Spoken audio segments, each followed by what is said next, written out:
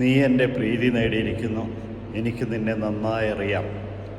പുറപ്പാടിൻ്റെ പുസ്തകം 33:17 കർത്താവ് അരുൾ ചെയ്യുകയാണ്.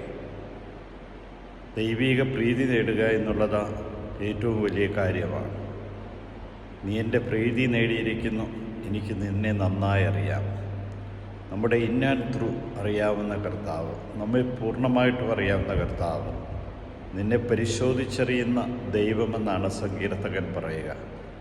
നിന്നെ നന്നായി അറിയാം എന്ന് കർത്താവ് പറയുമ്പോൾ നമ്മുടെ ചെയ്തികളെല്ലാം മനസ്സിലാക്കുന്ന ഒരു ദൈവമാണ് നമ്മുടെ ദൈവം.